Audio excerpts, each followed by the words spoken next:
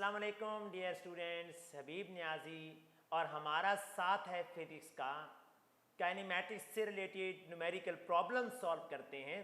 Previous lecture में हम unit 2 के 5 न्यूमेरिकल्स बल्कि 6 न्यूमेरिकल्स सॉल्व किए हैं हमने।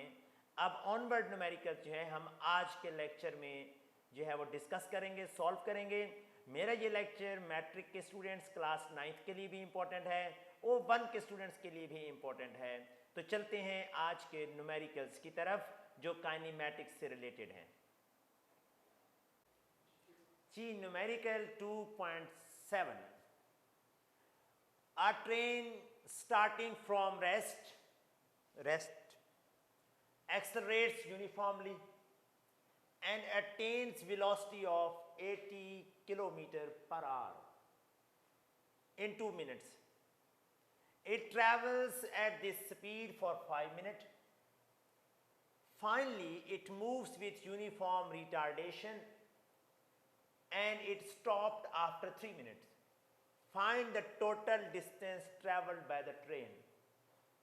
टाइम गिवन है, तो क्या करें? ओ लेवल स्टूडेंट्स क्या करना चाहिए? ओ लेवल स्टूडेंट्स के पास बड़ा स्ट्रॉन्ग हथियार होता है कि जब डाटा न्यूमेरिक डाटा बढ़ जाए तो वो ग्राफ बना लेते हैं। तो चलो हम इसको न्यूमेरिक्स में करने की बजाय ग्राफ में करते हैं। तो देखते हैं जी। A train starting from rest, initial velocity final velocity की बात नहीं करते, हम ग्राफिकल मेथड से इसको सॉल्व करते हैं क्योंकि मोशन के अंदर बहुत ज़्यादा चेंजेस आई हैं, टाइम ज़्यादा इन्वॉल्व हो गया है, टाइम के डिफरेंट सेगमेंट्स जो हैं वो इन्वॉल्व हैं। तो हम इसको ग्राफिकली करते हैं। अगर आप ग्राफिकली भी पेपर में करेंगे तो ऑब्वियसली ठीक है। ये देखते हैं जी। वेलोसिटी गिवन है, वेलोसिटी है 80 km/h। हमने कहा था प्रीवियस लेक्चर में, हमने डिस्कस किया था कि अगर मीटर पर सेकंड में वेलोसिटी गिवन हो, उसको km/h में कन्वर्ट करना हो तो 3.6 से क्या करते हैं, मल्टीप्लाई। यहाँ पे km/h में गिवन है, हमने मीटर पर सेकंड में करना है तो इसको 3.6 से डिवाइड कर देंगे। जी आंसर आ जाएगा हमारा मीटर पर सेकंड में। जब हम इसको डिवाइड करेंगे, कैलकुलेटर निकाल लें और इसको डिवाइड करें ज़रा, आंसर आएगा 13.33 मीटर पर सेकेंड। क्लियर हो गया जी। टाइम इन्वॉल्व है, ज़्यादा सेगमेंट्स हैं, हम T1 T2 की फॉर्म में लिखते हैं। Velocity of 80 km/h in 2 minute. पहला टाइम है 2 मिनट, 2 मिनट को मैं सेकंड में कन्वर्ट करूंगा 120 second. It travels at the same speed, देखें जी, फॉर 5 मिनट। T2 गिवन है 5 मिनट और नीचे ही T3 भी गिवन है 3 मिनट। 3 टाइम्स गिवन है। T1 लिख लिया, T2 हमारे पास कितना है, इसको 1 कर देते हैं। T2 देखते हैं। T2 है जी हमारे पास 5 मिनट। T2 5 मिनट, 5 मिनट का क्या मतलब है, कितने second, 5 multiplied by 60, 300 second. Finally, it moves with uniform retardation and it stopped after 3 minutes. तीसरा टाइम गिवन है T3, T3 लिख देते हैं जी 3 मिनट। 3 मिनट का मतलब क्या है, 180 सेकेंड, 60 से मल्टीप्लाई किया। टोटल टाइम इन्वॉल्व कितना हो गया, अपने माइंड में वैसे रखते हैं हम। टोटल टाइम इन्वॉल्व किसके लिए, ड्यूरिंग मोशन, या टोटल टाइम ऑफ मोशन भी कह सकते हैं। वो बन गया हमारे पास कितना, इन तीनों को ऐड करें। कैसे ऐड करना है भाईजान, मैं नीचे करता हूं ताकि मेरा न्यूमेरिकल पूरा सॉल्व हो जाए। T1 plus T2 plus T3, total इनको ऐड करेंगे तो ये बनेगा 600 सेकेंड। देखते हैं जी, 600 ही बनता है, 120 प्लस 180 300 और ये बन गया 600। क्लियर हो गया जी। जी हमने फाइंड क्या करना है इसमें, टोटल डिस्टेंस कवर्ड फाइंड करना है, टोटल डिस्टेंस कवर्ड। तो टोटल डिस्टेंस कवर्ड को फाइंड करने के लिए हम स्पीड टाइम ग्राफ बनाते हैं। स्पीड टाइम ग्राफ में एक वर्टिकल एक्सिस होगा जिसके अलॉन्ग मैंने स्पीड लेनी है, और एक हॉरिजॉन्टल एक्सिस होगा जिसके अलॉन्ग मैंने टाइम लेना है। टाइम मैं सेकंड में ले रहा हूं, ऐसे भी लिखा जा सकता है, स्लैश करके भी लिखा जा सकता है। स्पीड को मैं मीटर पर सेकंड में ले रहा हूं। स्पीड 13.33 तक जाती है, तो आसानी के लिए मैं क्या करता हूं, यहां पे 0, यहां पे 5, उसके इक्वल पे 10 और उसके बाद 15। ठीक हो गया जी, 5 का इंटरवल। टाइम के लिए मैं 120 का इंटरवल लगाता हूं ताकि मेरे 600 तक क्लियर हो जाए।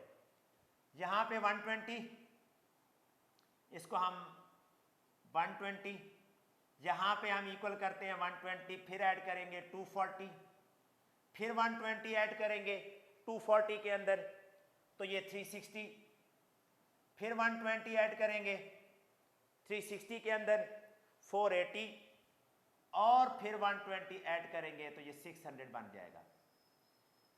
यहां पे देखते हैं कि T1 120 पे है, यहां पे T1 लिख देते हैं ताकि आसानी रहे। T2 300 इससे आगे है, 120 में 300 ऐड करेंगे तो 420 बनेगा। ये ऑलमोस्ट यहां बनेगा, यहां बना देते हैं।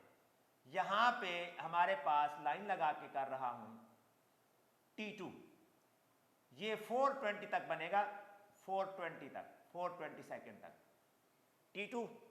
फिर उसके बाद 180 और आगे जाएंगे, 420 में 180 ऐड करेंगे तो फिर यहां पे T3 बनेगा। ये है T3 600। इनमें मोशन को हमने स्टडी करना है। देखते हैं जी क्वेश्चन की स्टेटमेंट को देखिएगा। A train starting from rest, train rest से स्टार्ट हुई, यहां से एक्सेलरेट यूनिफॉर्मली, यूनिफॉर्म एक्सेलरेशन आया, स्पीड टाइम ग्राफ सीधी लाइन होगी, and attains velocity of 80 kilometre per hour. 80 kilometre per hour कहां पे आएगा, यहां पे मीटर पर सेकंड में ये 13.33 बन रहा है, तो यहां पे 13.33 ऑलमोस्ट यहां पे ले लेते हैं 13.33, जो कि शो करेगा किसको, 80 किलोमीटर पर आवर को। देखते हैं जी, a train starting from rest, यहां से शुरू होगी, एक्सेलरेशन प्रोड्यूस होगा, सीधी लाइन जाएगी, कहां तक जाएगी, 80 किलोमीटर पर आवर तक जाएगी, यहां तक जाएगी। कितने मिनट्स में, 2 मिनट्स में, यानी T1 तक 120 सेकेंड। 120 सेकेंड जब पास हुए, यानी कितने मिनट, 2 मिनट, तो गाड़ी पहुंच गई हमारी यहां पे। गाड़ी की स्पीड कितनी हो गई, 80 किलोमीटर पर आवर, यानी 13.33 मीटर पर सेकेंड। ये है एक्सेलरेशन का ग्राफ, ये बन गया जी, डन हो गया।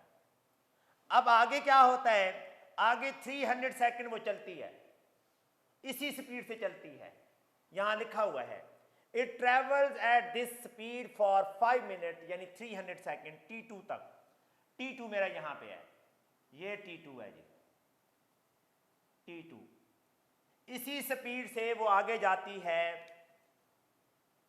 5 मिनट्स, यानी 300 सेकेंड, इसी स्पीड से आगे चली गई। यहां से लेकर यहां तक जो टाइम पास हुआ है वो हुआ है 5 मिनट, यानी 300 हम लिख देते हैं सेकेंड। यूनिट्स में अभी नहीं लिख रहा, मैंने कैलकुलेशन करनी है। ओके जी। Finally it moves with uniform retardation, अब स्पीड कम होगी, रिटार्डेशन होगी, 3 मिनट्स तक वो स्टॉप हो जाएगी, यानी T3 तक आगे यहां से वो नीचे आएगी और 600 पे स्टॉप हो जाएगी। ये स्टॉप हो गई, रिटार्डेशन हो गई। ग्राफ के 3 पार्ट्स हैं। पहले पार्ट में एक्सेलरेशन प्रोड्यूस हुआ है, दूसरे पार्ट में यूनिफॉर्म स्पीड से मूव किया है, और तीसरे पार्ट में रिटार्डेशन प्रोड्यूस हुई है, गाड़ी ने ब्रेक लगाई है और रुक गई है। ग्राफ जब बन गया तो क्वेश्चन सॉल्व हो गया। हमने पढ़ा है कि टोटल एरिया जो होता है, total area under graph, under the graph किसको शो करेगा? वो टोटल डिस्टेंस को शो करेगा। किसको? Total distance covered by the body. तो हम एरिया फाइंड करते हैं इस ग्राफ का। ये शेप देखें, शेप को मैं जरा कलर देता हूं, हाईलाइट करता हूं। ये शेप बनी है मेरे पास, ये देख लें, ये शेप बनी है। इस शेप को ट्रेपीजियम कहते हैं, यानी हमने एरिया ऑफ ट्रेपीजियम फाइंड करना है। हम अपने प्रीवियस लेक्चर्स के अंदर ग्राफ से, स्पीड टाइम ग्राफ से एरिया फाइंड करने और डिस्टेंस फाइंड करने का तरीका सीख चुके हैं। इसमें आप पहले ट्राइंगल का एरिया भी फाइंड कर सकते हैं, फिर आप रेक्टेंगल का एरिया फाइंड कर सकते हैं, फिर आप ट्राइंगल का एरिया फाइंड कर सकते हैं, और इस तरह ये तीनों एरिया जब आप ऐड करेंगे तो बन जाएगा total distance covered by train. लेकिन मैं 3 स्टेप्स में नहीं जाने वाला, मैं इसी पूरी शेप को एक ही दफा लेता हूं। ट्रेपेजियम है तो जो डिस्टेंस कवर्ड होगा इस केस में वो इक्वल होगा एरिया ऑफ ट्रेपेजियम। अब एक और बात आ गई, ट्रेपेजियम, एरिया ऑफ ट्रेपेजियम का फार्मूला आपको याद होना चाहिए। वो ये होता है 1/2, ये याद करना है। 1/2 मल्टीप्लाइड बाय सम करना है हमने किसका? Sum of parallel sides. Parallel sides, हमने इसकी साइड्स देखनी है। 1 2 3 4 साइड्स हैं, हमने 2 पैरेलल साइड्स का सम यहां करना है, मल्टीप्लाई करना है। फिर हमने ये मल्टीप्लिकेशन का साइन डाल दिया मैंने, मल्टीप्लाई करना है हमने परपेंडिकुलर डिस्टेंस, ये परपेंडिकुलर का सिंबल डाल दिया, लिख नहीं रहा क्योंकि जगह थोड़ी है। परपेंडिकुलर डिस्टेंस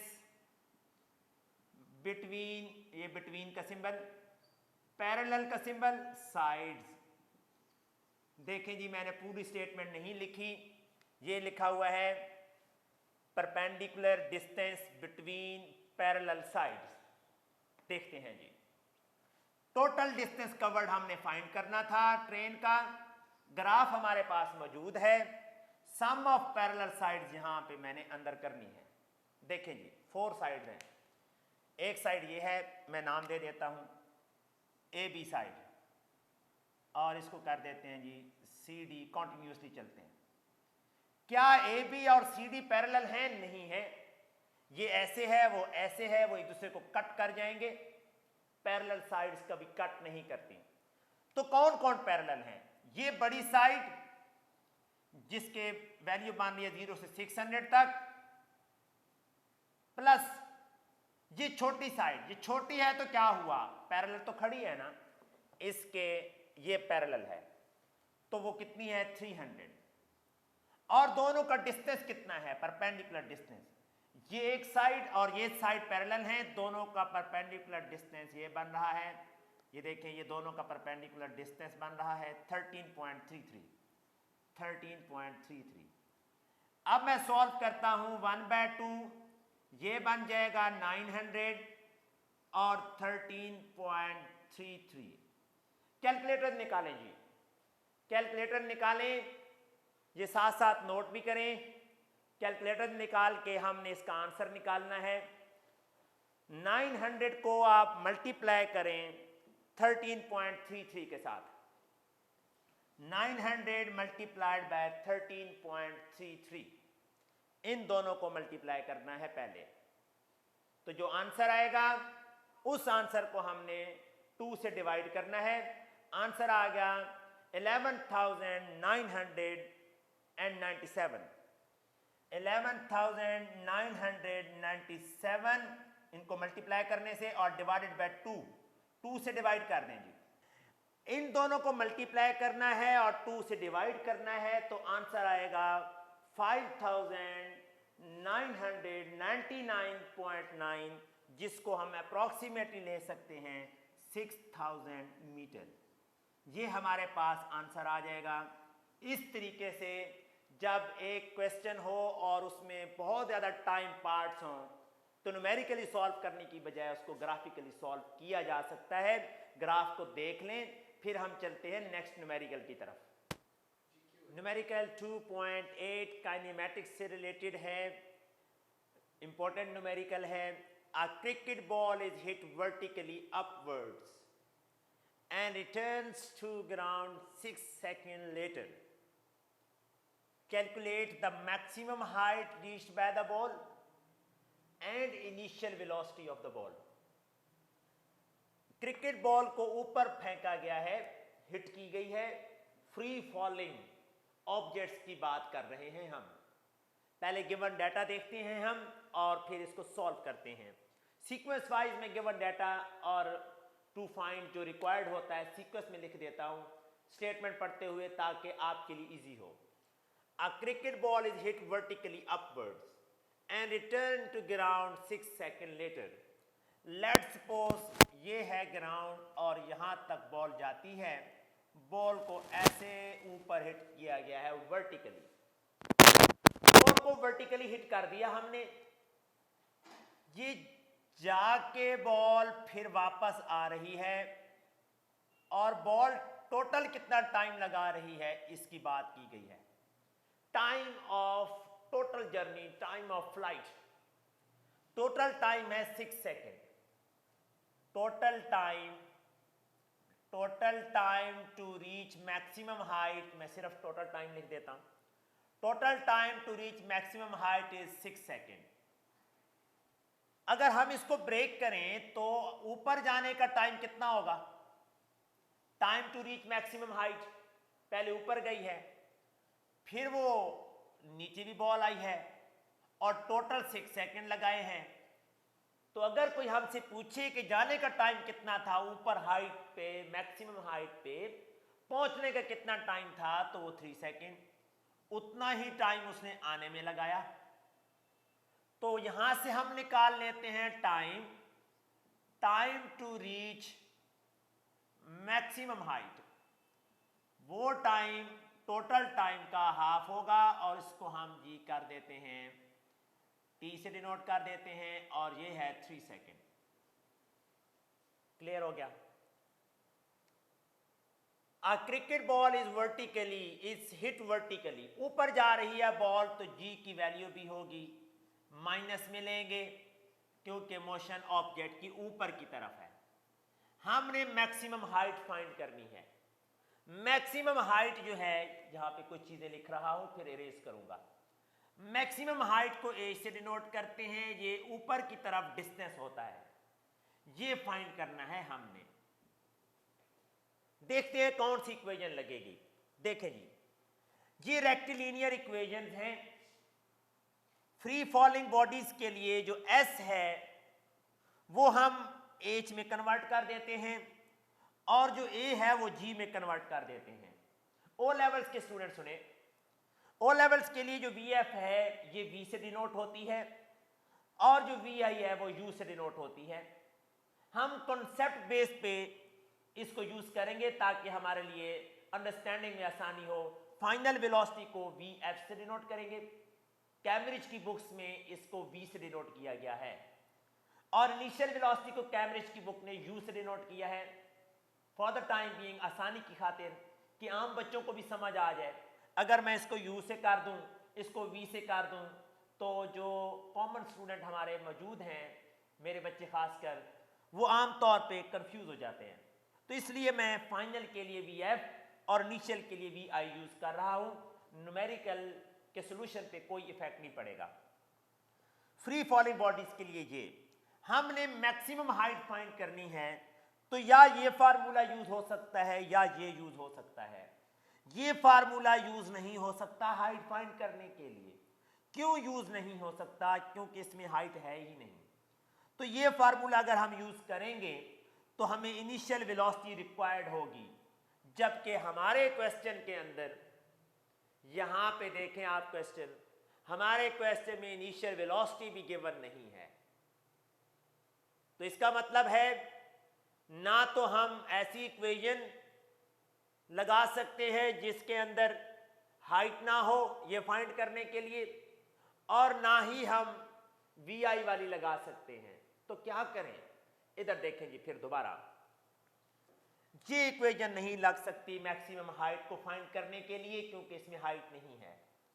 ये इक्वेशन नहीं लग सकती मैक्सिमम हाइट को फाइंड करने के लिए फॉर द टाइम बीइंग, क्योंकि इनिशियल वेलोसिटी भी क्वेश्चन में हमारे पास नहीं है।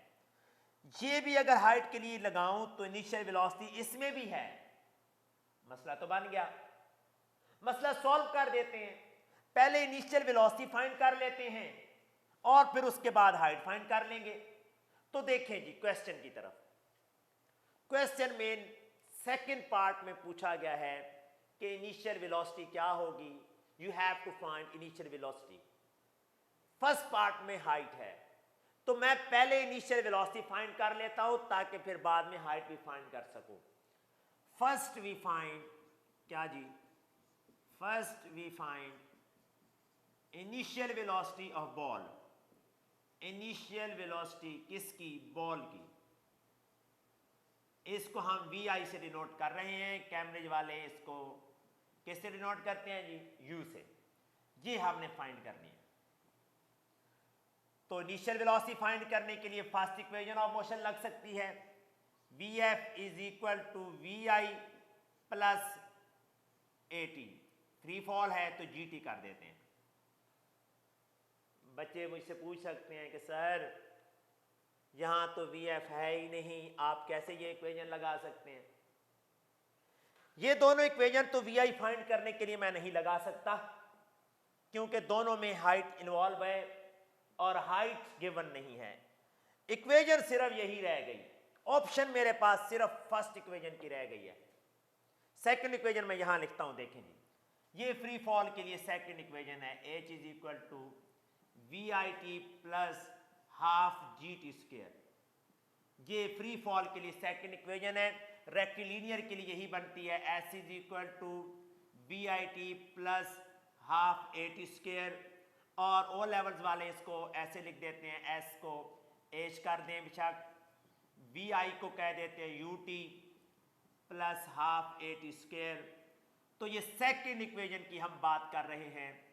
इस सेकंड इक्वेशन में देखें वी आई तो इन्वॉल्व है, वी आई सेकंड इक्वेशन के अंदर मौजूद है, देख सकते हैं आप, लेकिन इसको मैं वी आई फाइंड करने के लिए यूज नहीं कर सकता क्योंकि इसमें हाइट इन्वॉल्व है और मुझे हाइट अभी फाइंड करनी है। पहले हम इनिशियल वेलोसिटी फर्स्ट इक्वेशन से फाइंड करते हैं। थर्ड इक्वेशन भी नहीं लग सकती। थर्ड इक्वेशन देखें, ये है third equation, 2as is equal to B F square minus V I square. ये थर्ड इक्वेशन भी वी आई फाइंड करने के लिए यूज नहीं हो सकती क्योंकि यहां भी हाइट इन्वॉल्व है और मुझे अभी हाइट फाइंड करनी है। तो मुझे फर्स्ट इक्वेशन के अलावा मेरे पास दूसरा कोई ऑप्शन नहीं है। फर्स्ट इक्वेशन लगाते हैं जी, वी एफ जब कोई ऑब्जेक्ट थ्रो किया जाता है और वो मैक्सिमम हाइट तक पहुंचता है तो थोड़े इंस्टेंट के लिए वो वहां स्टॉप होता है, तो उसके लिए फाइनल वेलोसिटी बन जाती है 0। बात क्लियर हो गई, काम आसान हो गया। वी आई की जगह वी आई लगा देते हैं, जी की वैल्यू माइनस में है, ऊपर जा रही है बॉल, और टाइम जो है 6 नहीं लेना क्योंकि हमने मोशन सिर्फ यहां तक कंसिडर की हुई है और यहीं पे वी एफ 0 होनी है। अगर नीचे की तरफ वाली भी कंसिडर कर लें तो प्रॉब्लम बड़े क्रिएट हो जाने हैं, फिर चीजें चेंज हो जानी है जो मैं अभी डिस्कस नहीं करने लगा। टी की वैल्यू है जी, ऊपर जाने का टाइम हमारे पास 3 second. G V I plus minus minus 30 minus को इधर ले आए तो वी आई की वैल्यू हमारे पास आ जाएगी 30 मीटर पर सेकेंड। ये हमारे पास आंसर आ गया 30 मीटर पर सेकेंड वी आई की वैल्यू। अब हम कह सकते हैं कि हम मैक्सिमम हाइट फाइंड करते हैं, तो चलते हैं मैक्सिमम हाइट फाइंड करने। जी Now we find maximum height reached by ball, maximum height reached by ball। तो फार्मूला में वैल्यूज अप्लाई करते हैं। वी आई की वैल्यू मैंने अभी यहां से निकाली है और ये वैल्यू कितनी है 30 मीटर पर सेकेंड, जहां मैं 30 लगा दूं। टाइम मैक्सिमम हाइट तक पहुंचने का टाइम टोटल 6 था, मैक्सिमम हाइट तक पहुंचने का टाइम 3 सेकेंड।